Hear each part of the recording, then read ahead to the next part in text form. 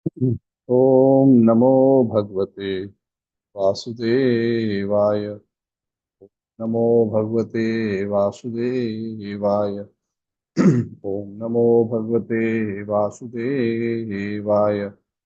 नारायणं नमस्कृत्य नरं चैव नरोत्तमं देवीं सरस्वतीं व्यासं ततो जयमुदीरयेत्। नष्टप्रायेषु भद्रेषु नित्यं भागवत सेवया भगवती उत्तमश्लोके भक्तिर्भवति नैष्टिकी।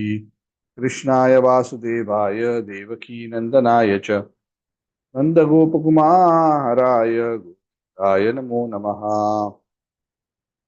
ॐ अज्ञानतिमिरान्धस्य ज्ञानाञ्जनच्छलाकया चक्षुरुन्मिलितं येन तस्मै श्रीगुरवे नमः। श्रीचैतन्यमनोभीष्टं स्थापितं येन भूतले स्वयं रूपः तदा मह्यं ददाति स्वपदान्तिकं। वन्देऽहं श्रीगुरोः श्रीयुतापदकमलं श्रीवैष्णवांश्च श्रीरूपं सागरजातं सहगणा रघुनाथान्वितं तं सजीवम् साद्वैतं सावधूतं वर्जनासहितं कृष्णचैतन्यदेवं श्रीराधाकृष्णपादान् सगणललिता श्रीशाखान्वितांश्च। हे कृष्णकरुणा सिन्धु दीनबन्धु जगत्पते गोपेशा गोपिका कांत राधा कांत नमोस्तुते तप्त कांचन गौरांगी राधे वृंदावनेश्वरी शुभानुस्ते देवी प्रणमामि हरिप्रिये वंशकल्पतरुभ्यश्च कृपा सिन्धुभ्येव च पतितानां पावनेभ्यो वैष्णवेभ्यो नमो नमः। जय श्री कृष्ण चैतन्य प्रभु नित्यानंद श्री अद्वैत गदाधर श्रीवासादि गौर भक्त वृंद। हरे कृष्ण कृष्ण कृष्ण हरे हरे हरे राम राम राम हरे।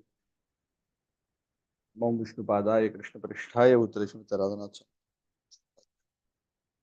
कृष्णप्रेष्ठाय भूतले श्रीमती भक्तिवेदांत स्वामी नामिने नमस्ते सारस्वती देवी गौरवाणी प्रचारिणे निर्विशेष वाचालं पंगुं लंघयते गिरिं यत्कृपातमहं वन्दे श्रीगुरुं दीनदयाळं परमानन्दमाधवं श्रीचैतन्येश्वरम्। हरि ओम तत्सत्। हरे Krishna. So again we are together to discuss our glorious scriptures. Today we are continuing the discussion of Vritrasura's pastimes as a part of the sixth canto of the Srimad Bhagavat. Today we'll be summarizing chapter 12. This chapter is entitled Vritrasura's Glorious Death. So, as the name suggests, this is the chapter where Vritrasura dies. But his death is described as glorious. So many people die day in, day out in the world. Every moment on this earth, there are so many people. Even as we are now discussing the last couple of minutes, probably hundreds have died on the earth. But we cannot really say that they have a glorious death. We'll also discuss a little bit later about what is actually a glorious death. So it's a very wonderful chapter. In the last couple of chapters, we have been discussing about this confrontation between the Devatas and the Asuras. Indra, together with the armies of the Devatas, confronts the armies of the Asuras headed by Vritra. And we discussed how it was a very interesting combat, how very interesting set of events happened. The battle is not now about to come to a climax. Picturize this. Indra, of course, very powerful, but also very beautiful, very aristocratic king of the Devatas.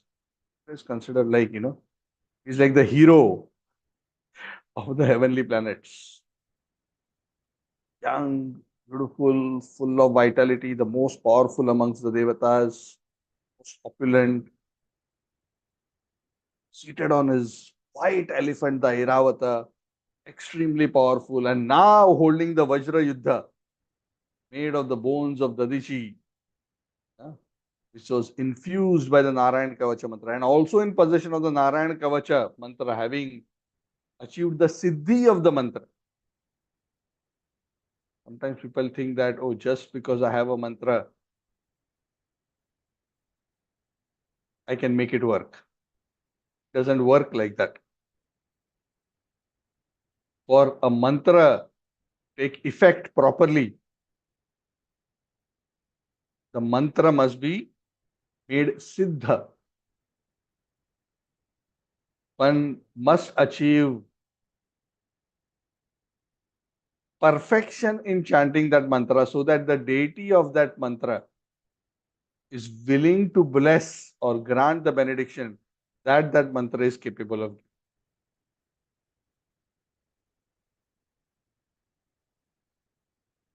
So not only was Indra in possession of Vajradhara, he had already perfected the art of the Narayan Kavacha mantra as well. But nonetheless, when it came to this actual conflict with Vritrasura, on the other hand, huge in size, how huge he was like a mountain, flying mountain, it is said. A very dark complexion, fiery red eyes, coppery hair, like blazing fire, huge body, very powerful. And he was so powerful. And we discussed that in the last couple of chapters that he was smashing and annihilating the Devatas like anything, that Indra was actually losing confidence. Indra would lose confidence, Vritrasura would try to encourage him. Arey bhai, chalo, come on, do your job. Very interesting. Huh? The adversary is losing confidence, so actually one should be happy. Oh, good. I am able to demoralize my enemy. Now it will be so much easier for me to defeat him. But Vritrasura's whole thinking process was very different. Because Vritrasura's goal wasn't so much about winning the fight, it was something else. So we're going to continue discussing this pastime of this war, and the war episode will conclude. The story doesn't conclude because the story will go on for many more chapters.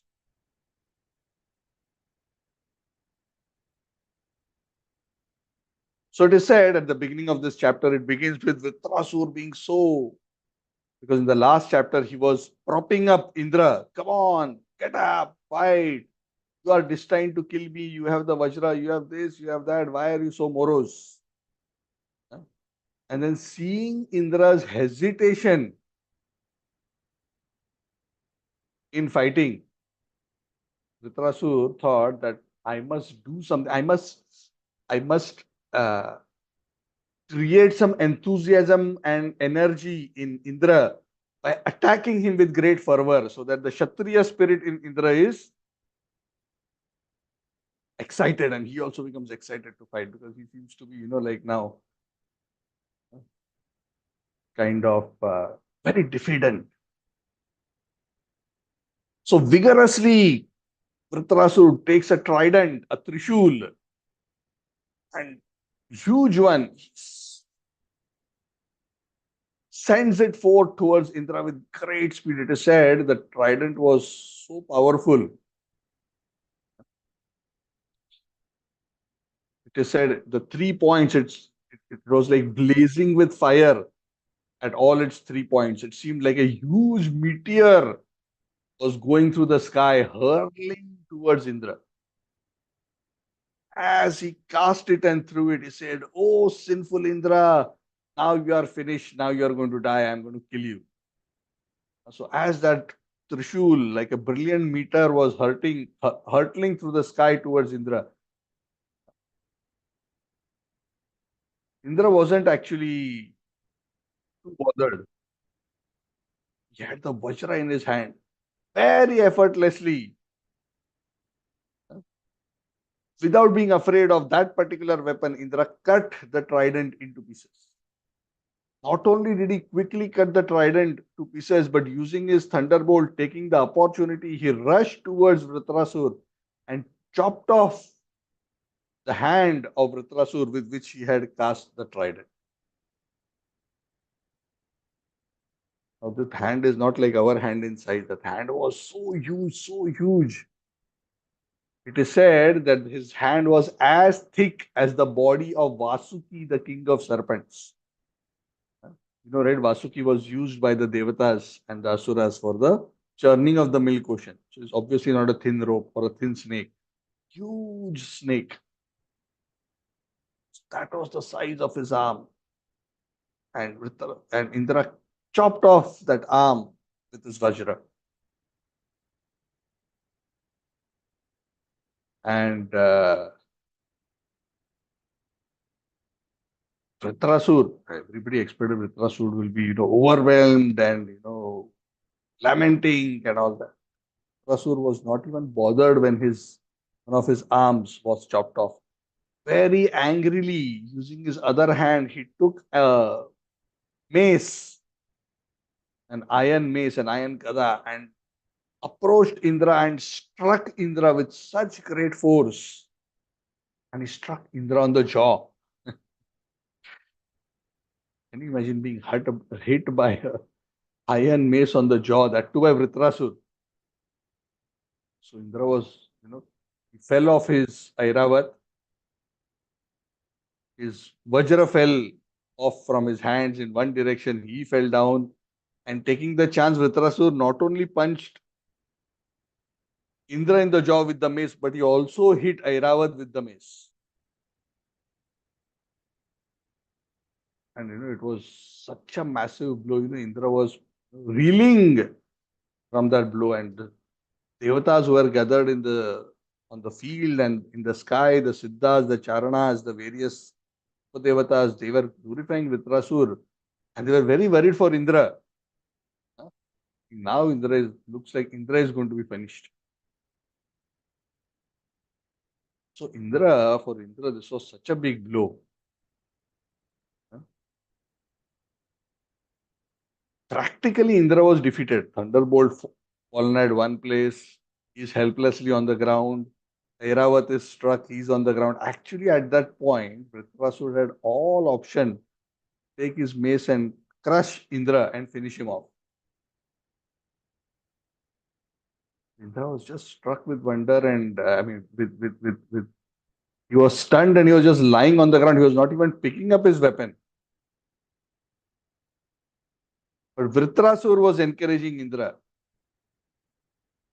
Take up your thunderbolt and fight with your enemy, kill with your enemy. This is not the time to lament. Come on, get up.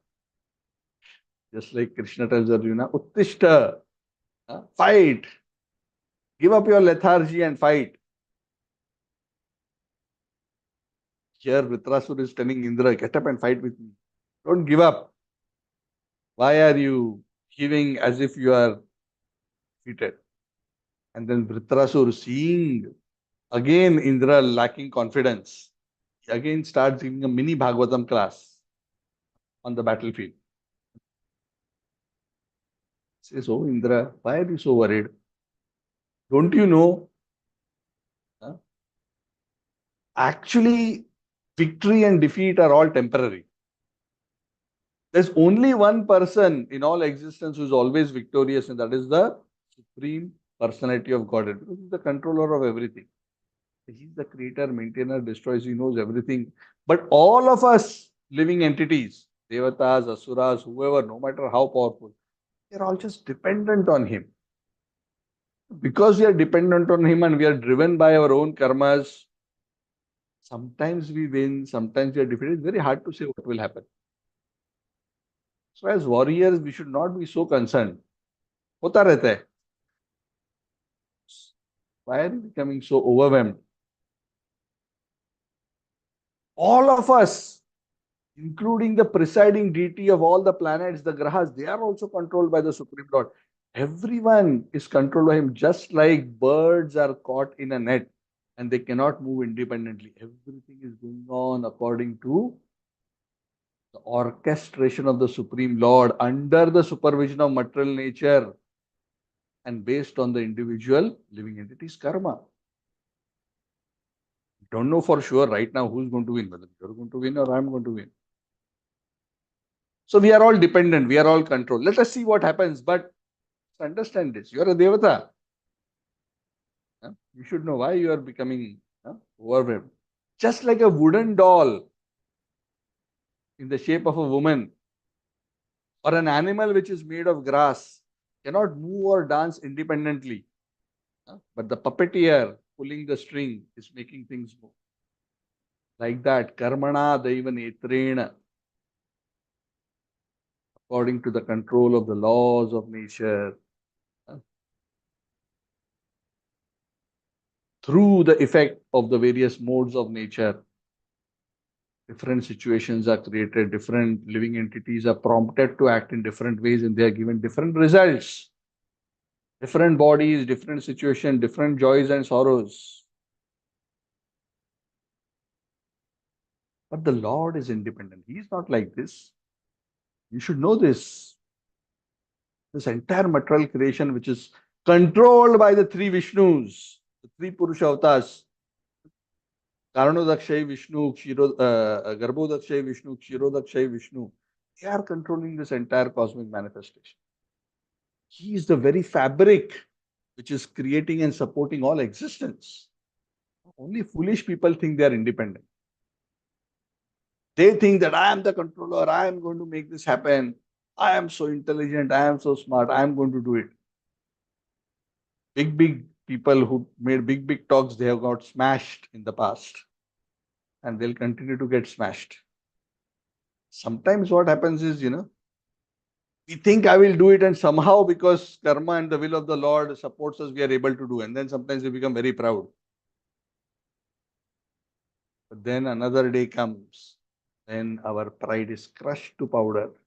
Because in spite of all our prowess,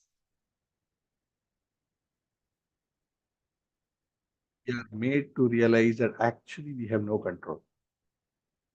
And this happens with everybody. It happens with everybody. I have also seen at close quarters some individuals who are very highly successful in a particular part of their life. Very intelligent people, very qualified people. Made lot of money, got lot of name, fame, recognition. Then later on, at a particular stage, they took up another enterprise and thought, now I will conquer this sphere. All smashed. Cannot achieve anything. Lost all money. Couldn't achieve anything.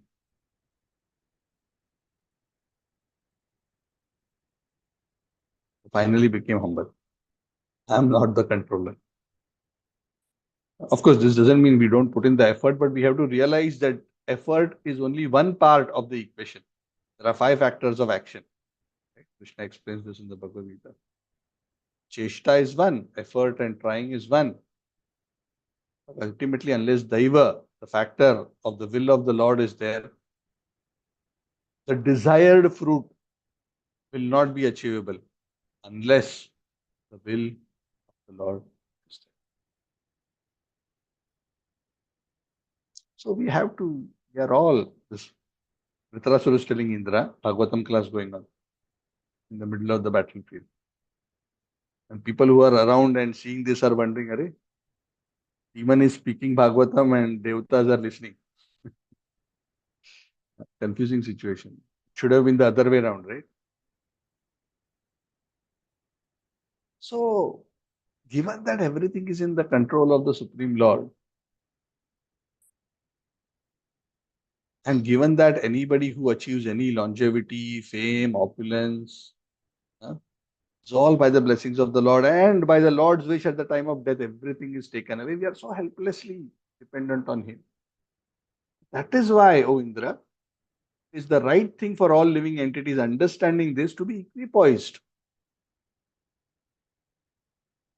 Be equipoised. So he's telling the same instruction that Krishna told Arjuna. Correct? Shitoshna sukha dukkadaha agama painu anatyastam satyakshasva. Tolerate the heat and cold. So go on. The nature of the world is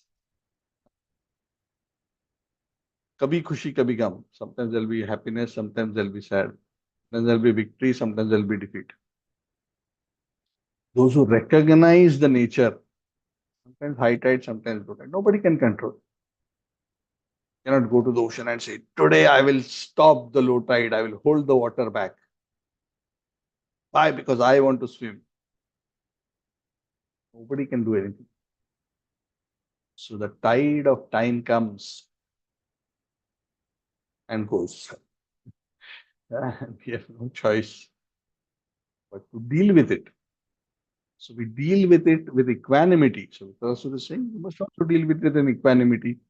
Whatever will come as an outcome for you in this war, whether it is your victory or your defeat, whether you live or you die, you must understand ultimately the Lord is the control.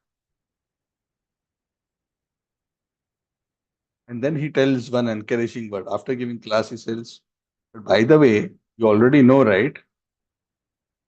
Oh Indra, look at me. You already know, right?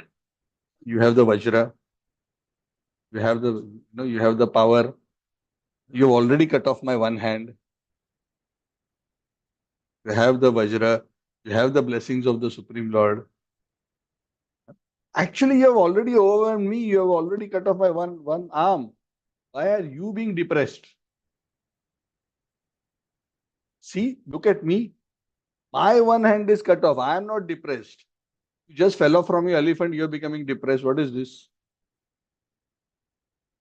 So I'm giving you antidepressant now by giving you Bhagavatam Katha to get you energized to do your duty. So give up your lethargy and your moroseness and fight. Krishna telling Arjuna. Right?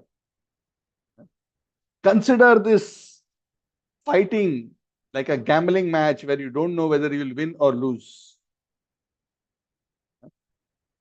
This is like a gambling match where our lives are at stake and the arrows that we are throwing are like the dice. So he starts giving interesting analogies. Says, I am not morose, you should not be morose. Come on. Huh? Right now, we don't know who will be victorious. Eventually, all these things will be manifest as per the desire of providence. Now, Indra is listening to all this. He's very surprised. What is this? This Bhagavatam class is better than what I hear in Indraloka. Very good Bhagavatam class. I must invite Vritrasura as a speaker for Bhagavatam or Bhagavat Sapta in Indrapuri. So he starts glorifying Vritrasura. He says, oh, great demon, I am surprised and astonished to see what kind of spiritual intelligence you have and what kind of strength of devotional service you have. In spite of the dangerous situation that you're in, I just chopped off your hand. Just see your consciousness. You are such a perfect devotee of the Supreme Personality of Godhead. Even such a calamity has failed to shake you. You must truly be a very, very great soul. To show the kind of behavior you are showing of Vritrasura is not possible for a person unless he has overcome the material energy of the Lord. This situation, with this kind of difficulty in a demon's body, who can speak this kind of Bhagavatam? And it was not just giving class, he was living it. You have conquered Maya. It is not possible for a person who has not conquered Maya to speak like this. Certainly, you are a liberated soul. Even though you are in a body of a demon, I can see that you do not have any demoniac mentality. You have certainly attained the exalted status of a pure devotee. Generally, of Vritrasura demons, because of their body, they are actually driven by the lower modes, typically Rajogun. They are lusty, angry, greedy. I don't see any such characteristics. In fact, even on the Devata side, we have some traces of this. But you don't seem to be having any traces of this. You seem to be in pure goodness. You have adopted the mentality of a devotee. Your mind is fully fixed on the devotee, on the Supreme Lord.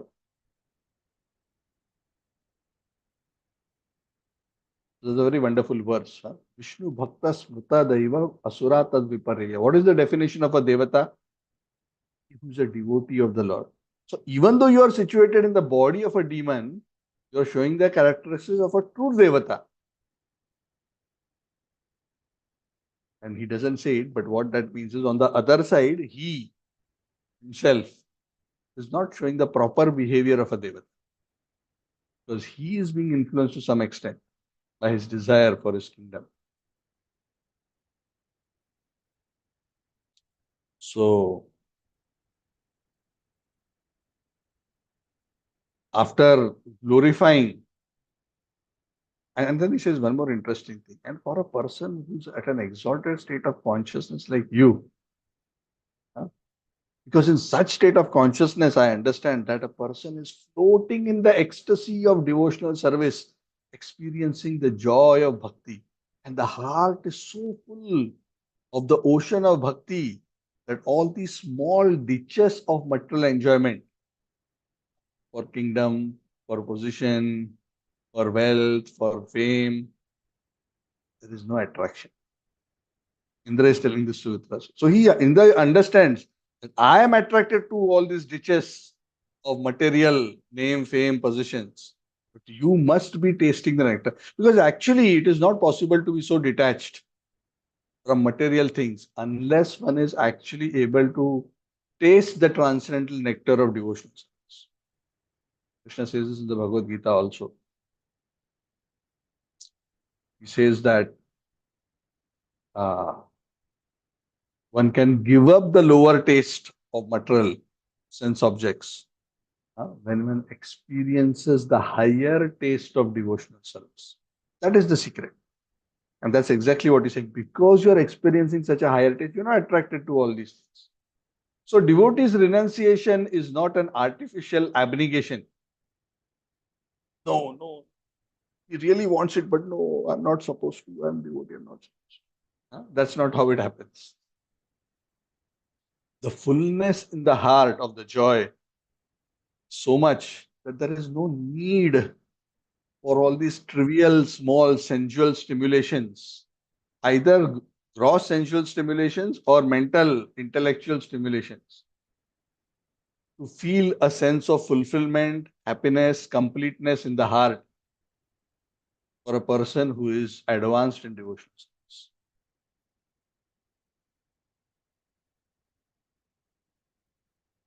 So I can see you're not attracted to all this. You are displaying such amazing qualities. So Indra actually understands. I mean, when somebody speaks like this, there is also a devotee. He's a mixed devotee, but he's a devotee. He knows the philosophy. He knows what is the character, at least in theory, of a pure devotee. So he recognizes and he's quite astonished. He's astonished because he knows that, yes, there have been asuras who have become devotees. It's not totally unknown to him, correct? Prahlad Maharaj. Right? Krishna says in the Bhagavad Gita uh, uh, of the Daityas, I am Prahlad. Nityanam Prahlados. Best. But there also Prahlad went through that transformation because he had the association of Narad Muni. Got transformed. When he was still in his mother's womb. So there are so many other examples of exceptional examples of demons becoming devotees by having the association of great souls. Because one thing, Vritrasura, how did he achieve this transformation?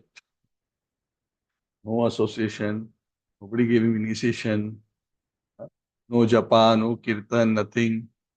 He was just born few minutes ago, suddenly comes to fight and already talking Bhagavad Katha. What is this? Of course, there's a history behind him. That's he is so great. But Indra doesn't know that. But Indra could recognize, even though he couldn't fully understand what was the situation, what was the history of this particular personality, could understand that this is a great person. And after realizing the greatness of the person, Indra also started feeling very hesitant to attack and kill Vritrasura. He's such a he's a Mahabhagavat. I was thinking all this while he's demon, I am devotee. Now I'm realizing he's hundreds of times better devotee than me. Now how am I going to kill him?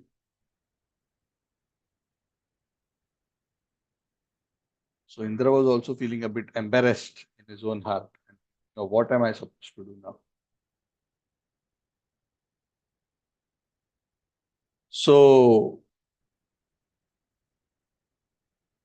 nonetheless, Indra said yes, but as per Vritrasur has mentioned, I must follow what he has said also because that is the right thing. I know.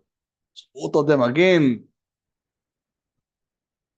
confronted each other. Indra and Vritrasur again clashed with each other and started to fight. Vritrasur with only one arm and Indra back on his Airavat with his Vajra. Of course, both were equally powerful, the Bhagavatam says. Then Vritrasur, he took an iron club and he whirled it around, aimed it at Indra, threw it at him with the one hand that he had left, his left hand. And as that mace was whirling towards Indra, it is said, the thunderbolt of Indra, the name of the thunderbolt of Indra is known as Shataparvana. Indra threw the Shataparvan and the Shataparvan not only smashed that mace in mid-air, but after smashing that mace, the thunderbolt continued its motion towards Vritrasur, chopped off the other hand of Vritrasur, then came back into the Vajra came back into the hands of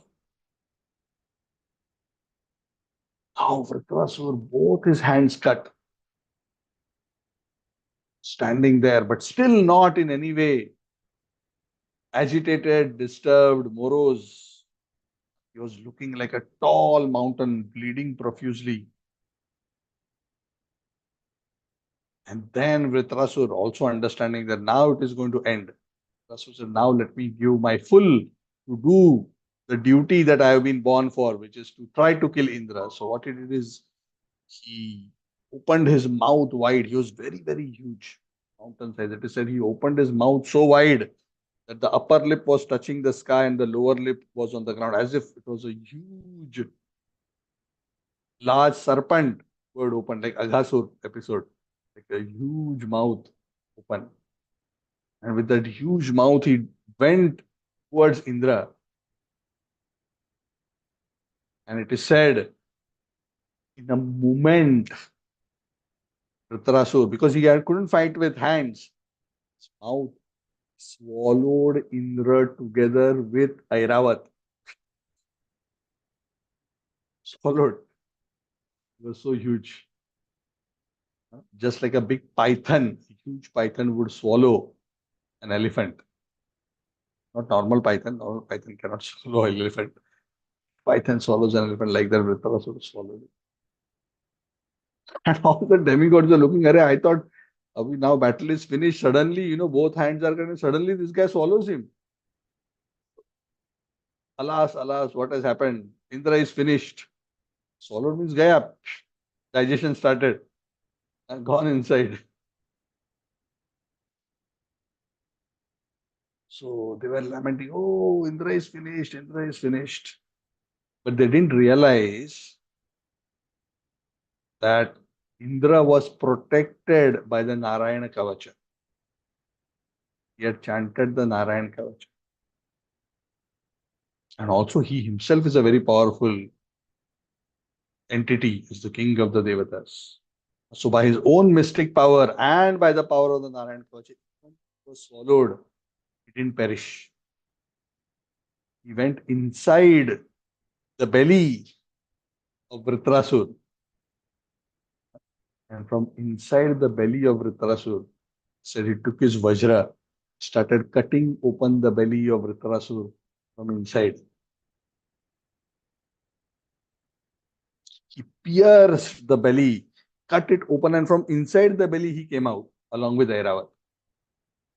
And as soon as he came out, cutting the belly, he said, now I should not wait anymore. He straight with the Vajra went straight for the neck, chop off the head of Vritra.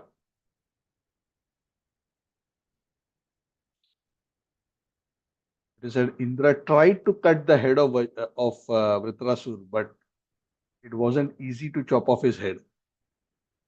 He said he was working on his head, cut off with his Vajra, by going round and round his head and trying to, like a saw, cutting a log of wood. He said it took 1 year for Indra, 360 days, cut the head of Vritra and to kill him. So when the right time came, it is said, Vritra left his body and his head fell to the ground. All the devatas and everybody was very excited. Oh, Gandharvas, Siddhas, kettle drums, Indra has won, Indra has won. Celebration. Yes, Indra, the killer of Vritrasur. Flowers, everybody is. Because Indra in his heart knew that this wasn't actually such a victory after all. Actually, Vritrasur wanted to finish him off, he would have finished. But he did not. Because Vritrasur wasn't actually interested in finishing Indra. He was interested in finishing his own material existence.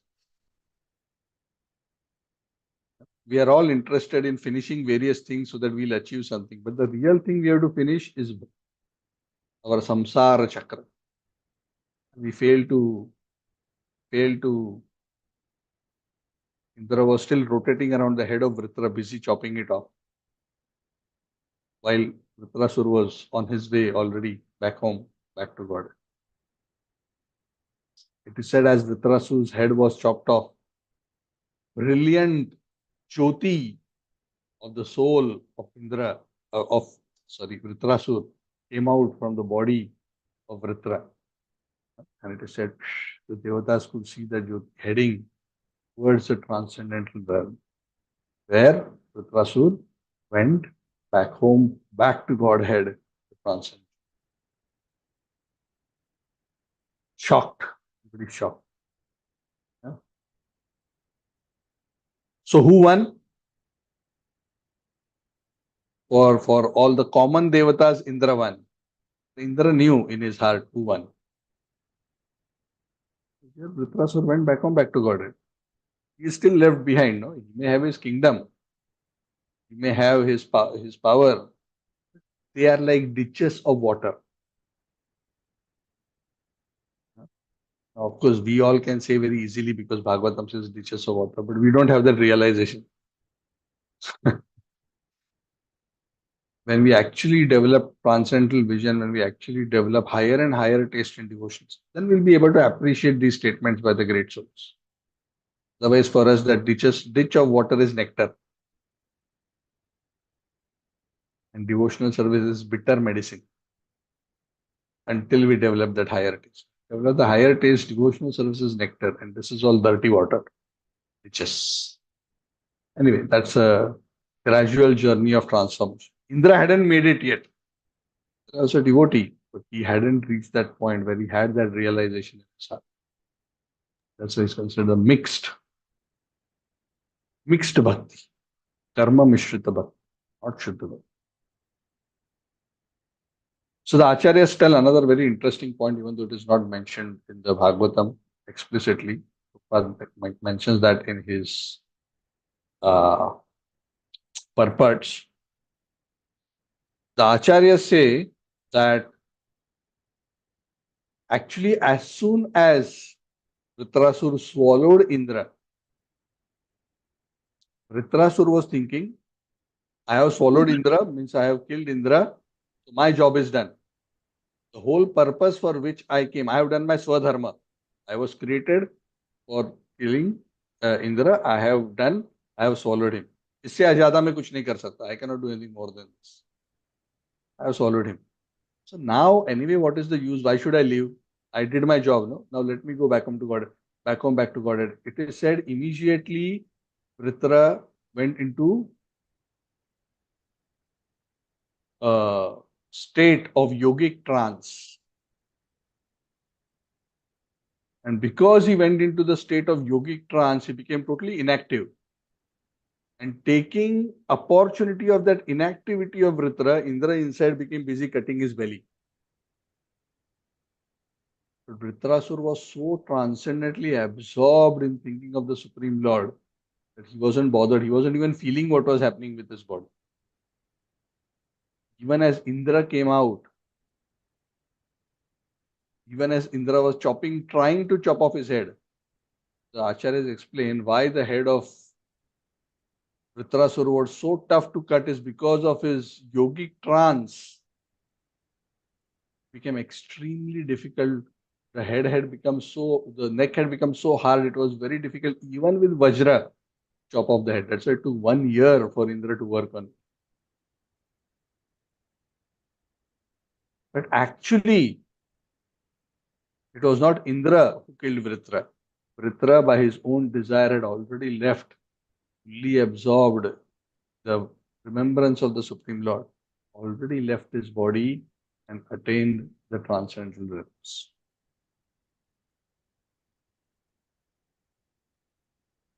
So this is a very, very interesting, beautiful pastime of how this very interesting conflict happened. And that is why it is very difficult to understand. Indra realized Vritra is a great devotee only when Vritra opened his mouth and started speaking. Sometimes it's very difficult, when if you walk on the street, it's very difficult to understand who's devotee, who's not devotee. Unless they are very clearly dressed in a particular way. That's a different thing. They're wearing very visible marks.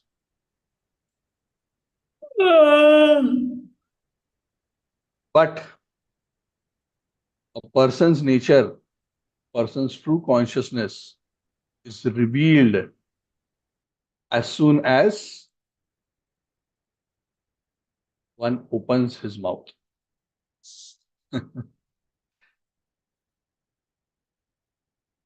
When a materialistic person opens his mouth, no matter how much of suit and tie he is wearing, how much of polished English he is speaking, as soon as he opens the mouth, one understands what is the content of his consciousness. Similarly, when a great soul opens his mouth and he speaks, one understands, here is a great soul. Because from the speech, one can understand what is the quality of the consciousness. That's how Indra figured out it. This Vritrasura is talking big words, great transcendental realization. Similar like what we discussed in the pastime of Jad Bharat, King Rahugana. He was carrying the palki. King Rahugana was chastising Bharat, hey, you useless palki carrier, why you are creating nuisance and disturbance, not carrying properly. And first time Jad Bharat starts speaking. When he starts speaking, the king gets down from the palki and bows down at his feet. Understands. From the words he understands this is a transcendently realized person. This is a great soul. So the content of one's consciousness is perceived through the words. And the consciousness is also conveyed through the words. That is why when we associate with someone, when we hear their words, get influenced by the consciousness of their heart, their desire, their faith, their devotion for the Supreme Lord. And that is why it is our practice, sadhana culture, here in the association of devotees. So that by hearing the words of at least sincere devotees, if not advanced devotees, the fire of faith, devotion get kindled and it will burn even stronger in our own. So I'm opening up the floor. I'm done with the class. If there is any comment or question, then we can take. Yeah, Uh, Karan Prabhu. Hare Krishna Prabhuji.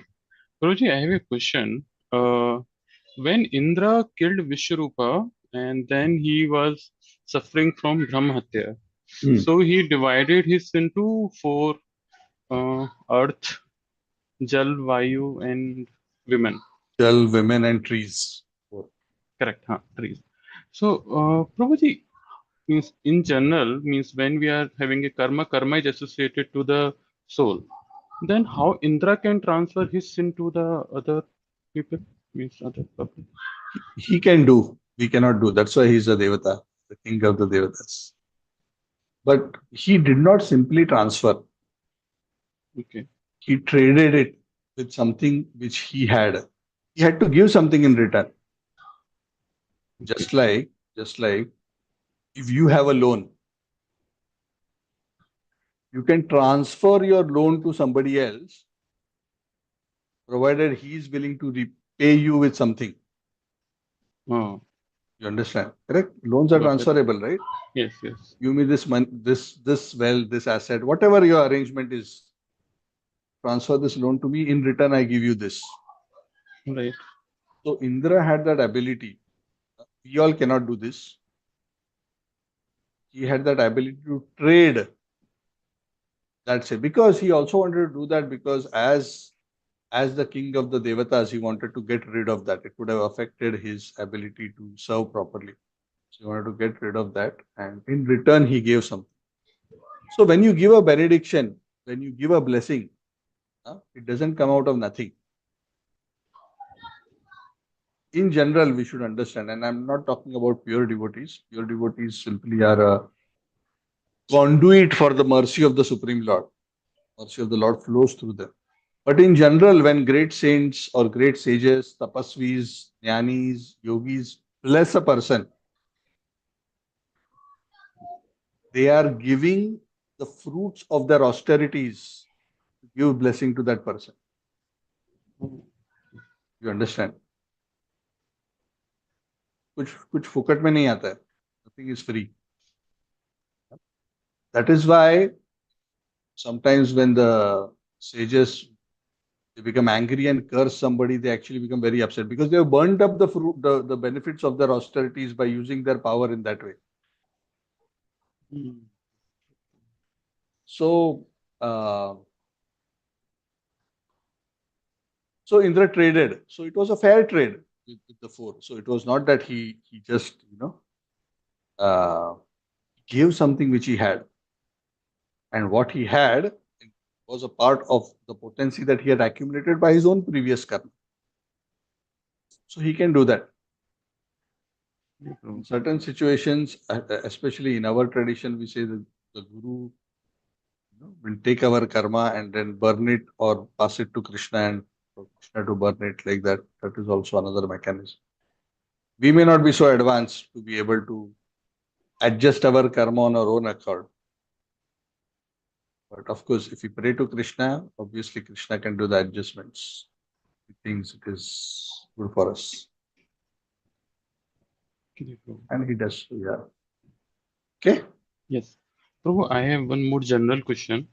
Yeah. So, Prabhu, in ISKCON, we generally say that we should not drink tea Hmm. because it is a kind of intoxicated drink. But in general, it's give more alertness than senseless things. So, why it is like that? Means why we should generally avoid the tea? Alertness and intoxication are two different things, Okay. right? Mm-hmm. It doesn't mean that everything which is, in fact, most things which are bad for us are harmful to us. The immediate effect of that is often pleasurable. You've noticed, correct? Yes. Yeah, Yes. those things Immediate which effect actually is there, right? immediate effect is most of the times pleasurable.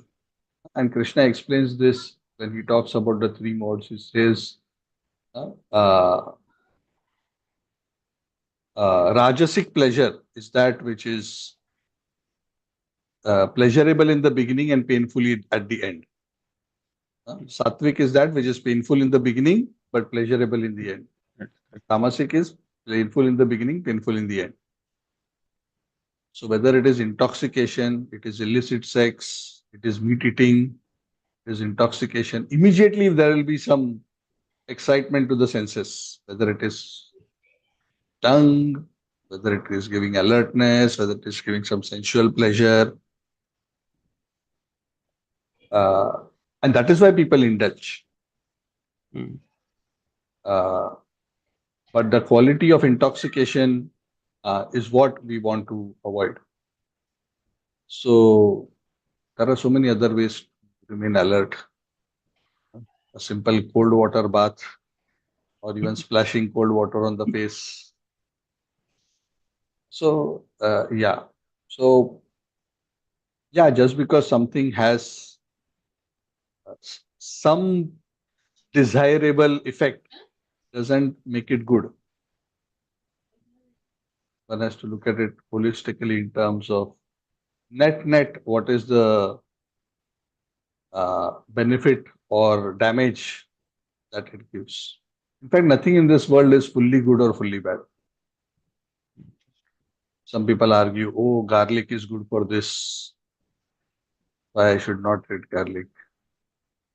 So you'll find that there is everything which has some good qualities and some bad. We have to, our discrimination is based on the consideration what is best for the purification of my consciousness and the evolution of my consciousness towards becoming a pure devotee. So we generally avoid those things which are in the mode of passion and ignorance. So tea coffee may not be, like big sins or something like that. Nobody may get put into hell because they drank tea or coffee. Liquor is very sinful, but Bhagavatam doesn't say those who drink tea they are put in a hellish situation where they are crushed. No. But our whole the principles that we follow, whether it is no onion, no garlic, we want to come to the higher modes. So intoxication is tamogun, and onion garlic is generally mode of passion, little bit of mode of ignorance as well. So rajogun and tamogun, intoxication of any sort, even it's mild, it is the influence of tamogun. So those who are interested in purifying their existence, sattva samshuddhi, unless we have sattva samshuddhi, purification of one's consciousness, one is not able to remember Krishna properly. And our deliverance depends on our ability to remember Krishna always. Correct? Yes. We don't want to remember, we fail to remember Krishna even when we are chanting. Forget about otherwise. But we want to It reach a happens. state where we can always remember. So without sattva sanshuddhi, it is not possible. And ahara shuddha. So it is said when ahara shuddha and sattva shuddhi. Sattva shuddhi, then dhruva smriti, one's memory becomes alert and purified. Then one is able to remember the Lord properly. And then vipramoksha happens. Ultimately, one is able to achieve liberation. So the driving factor for our principles is not so much that not necessarily each and everything is such that it will drag you to hell. But some of these principles are there for serious sadhakas. Because remembering Krishna always is serious business. You only want to remember him for 5 minutes in the morning and you are happy with that, not get very far. Means anybody, not get very far. You see, even Indra is struggling with mixed devotion. So we are not in a easy business. Achieving transcendental realization is not, it is simple, but it's not easy. It requires serious purification. So a strong sense of cultivation, which includes both do's and don'ts. gradually one tries to do in a way that with the main objective of being always able to remember the lotus feet of the Lord and to stay free from the lower modes. Because the lower modes, Raja and Tama, will always distract us from contemplation of the Lord's lotus. The lower mode means egoism, laziness, lust, greed, anger. So if we remain in an environment, whether through food or drink or otherwise, how is it going to be possible? Whether it's extremely sinful or not sinful, even it may be just, you understand what I'm saying? Yes, yes, Prabhu. Yeah. So our main consideration is not just the sin aspect. Our main consideration is what will help me to become a pure devotee? How do I purify my consciousness in which way? Of course, great devotees like Vritrasura, they are already so advanced that even if they are a demoniac body, they are able to transcend it. We are not like that. We are so Correct, Prabhu. influenced by the bodies, by the food, by our environment. So the more we are careful, the more easier it becomes to remember Krishna. That's our bottom line. It's clear, Prabhu. I think it's eye opener for few of the things here. Jai, thank you. Thank you. Anything else? Hare Krishna, Prabhu. Yes, Sudhir. Prabhu, as you mentioned, when what is that? Someone opens his mouth, then you will come to know about the nature of the person. The other thing which I think is that when a person is put in a distress situation, that's when you will see the true nature of the person. It can happen to anybody when what things are fine, everything looks okay, but then I Mm. think I think even in our case, once you put in a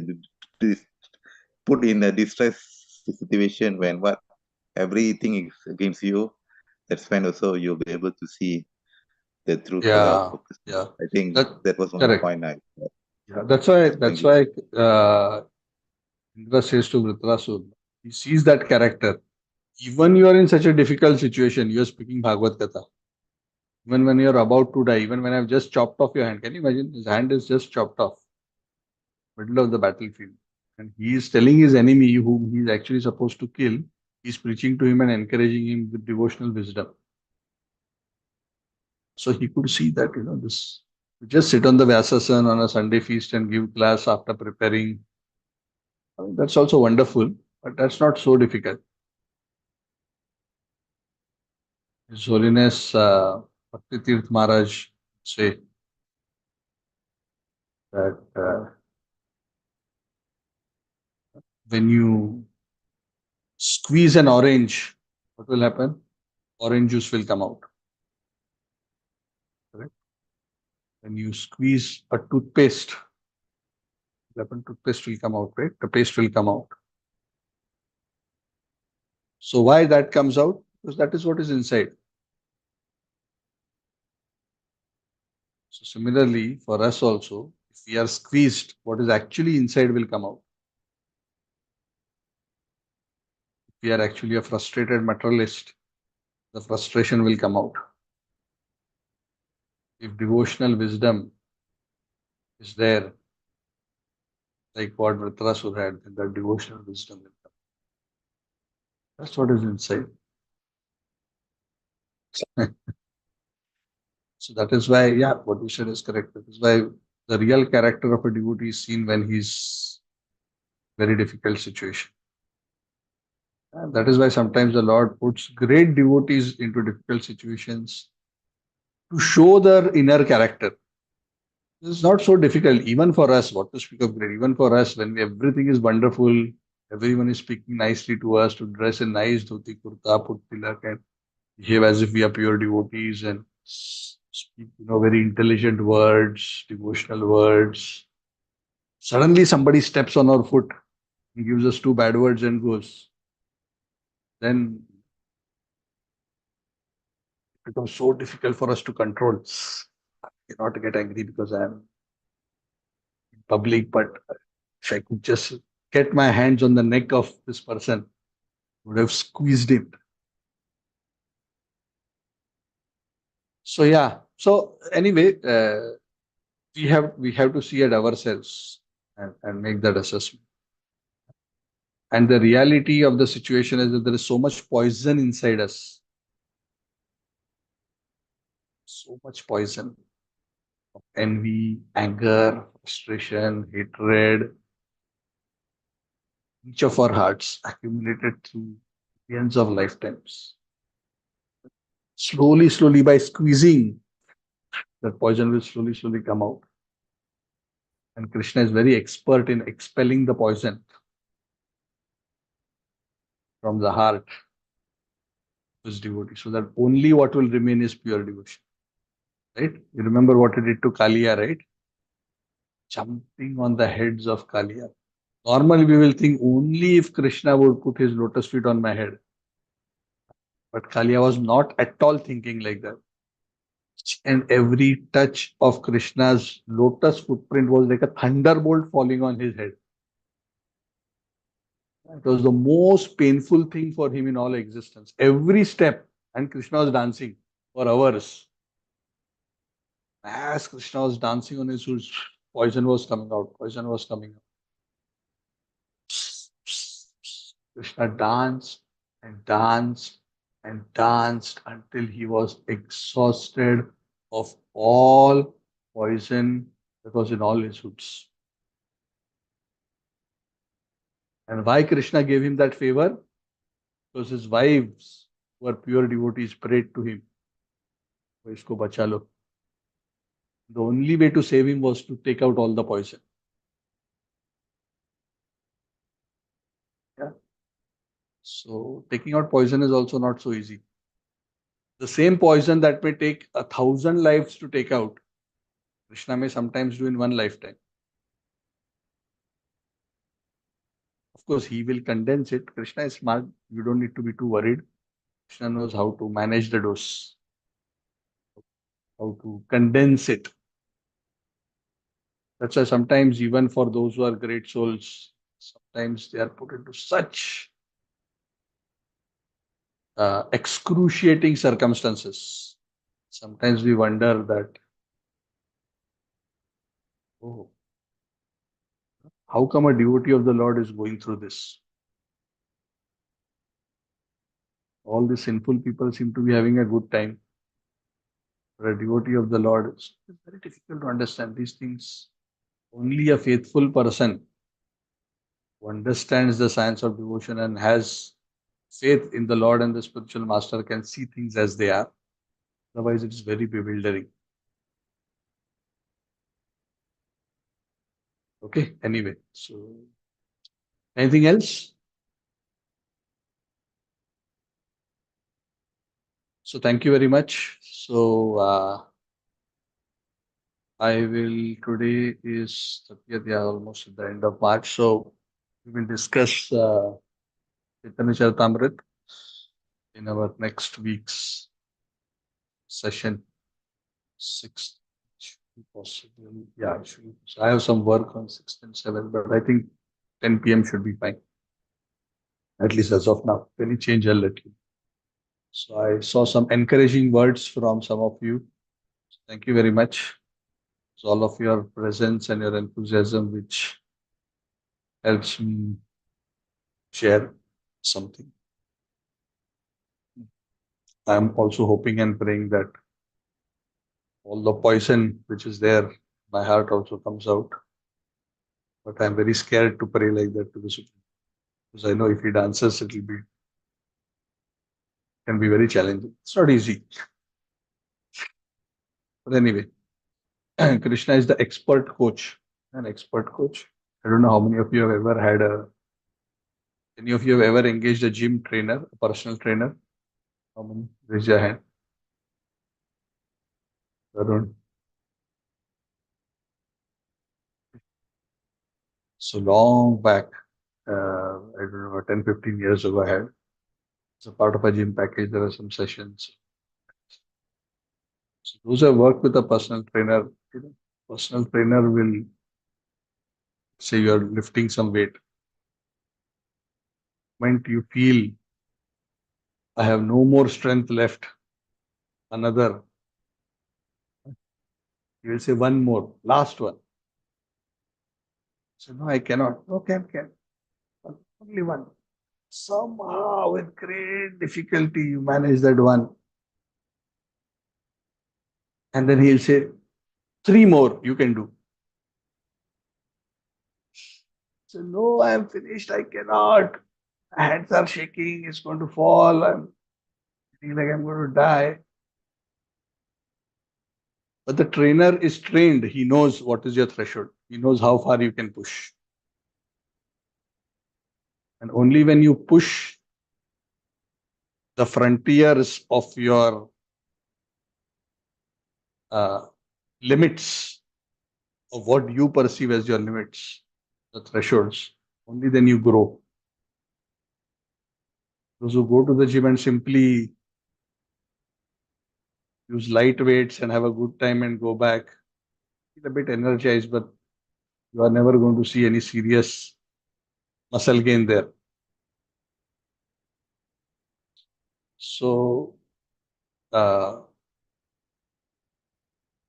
this is a part of the process of spiritual growth. To go through to allow yourself to be personal trained by the Supreme Personality of Godhead. But obviously it is not easy, because when you are actually there, you are in that situation where he's asking you to do one more. Feel that if you can just turn around, I will punch this man in his face. First of all, I am paying him, and on top of that, he's causing me misery. Punch him. But later, when you see the results, only because he pushed me so hard, I have got the results that I have got. You understand? I'm comparing it with Kaliya's example. Because Kaliya's was very intense. When Krishna directly comes, it's very intense purification in very short time. So, Santanam Prabhu has got inspired to share something. Yes, Prabhu. Hare Krishna, sorry Prabhuji, I'm not well. Anyway, but when we started Bhagavad Gita class or Bhagavatam class, my trainer or he never said he never asked us to stretch too much. Due to that reason, only for the last 10 years, we are continuing with the Bhagavad Gita and Bhagavatam class with you, Prabhuji. You know, Because that is because we are still in the early zone of training. Maybe correct, Prabhuji. So always you used to say your expectation is zero, and that only inspired us to continue our journey with you, Prabhuji, for so long. Yeah. My expectation is zero, or at least I try to keep it zero, but I don't know what is Krishna's expectation from you. So Krishna knows what is right for whom. He's the best judge. And for those who become dear to him, then he hastens their process of spiritual evolution. So Krishna knows whose capacity is how much. He will not give to the squirrel what he will give to Hanuman. So we don't have to worry like that. Krishna will stretch us but not break us. That Krishna is smart. So he's the best coach.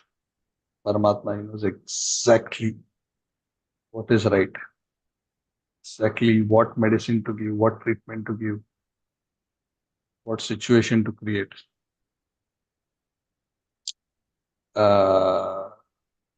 So while things are good, enjoy. Yes. And Whether Krishna keeps us in what seems like good times, that's also good. What may seem like bad times is also good. Because there is always, even like I gave the example of a gym workout. There is gym workout and then there is also recuperation period. You again do a gym workout, then there is a recuperation. You need to build your muscles. Understand recuperation, you have to rest a bit. So Krishna knows when to put how much pressure and when to put a bit of a not so high pressure situation. So if you are having a relatively smooth period where we are able to develop our faith, our taste, our service nicely, so that's also a great blessing. It's not that everything, whatever is the situation, is best for us at that point in time. Because when Krishna puts us through difficult situations, through challenging situations, and he will do that for each and every one of us without fail, invariably. Nobody is going to escape.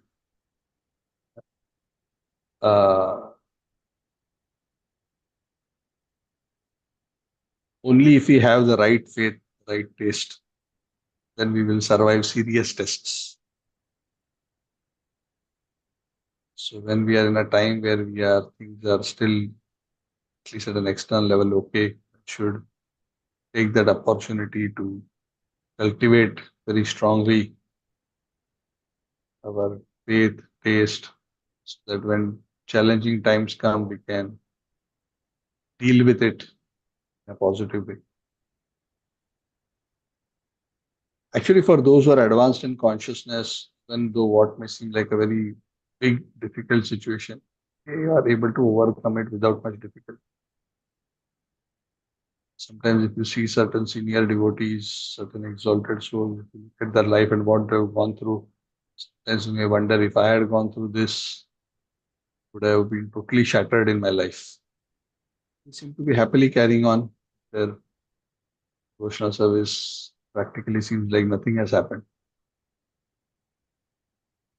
So it is not always that when difficult situation comes, it has to be extremely, that one has to become miserable or suffer. Not necessarily. If we are in good consciousness, then we can be purified through difficult situations, even without having to go through a lot of suffering. Okay. So anyway, enjoy. Thank you, Rishi.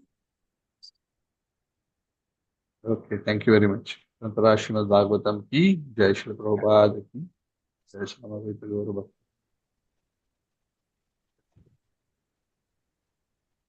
Thank you. Hare Krishna Prabhu, Hare thank Krishna, you. Prabhu.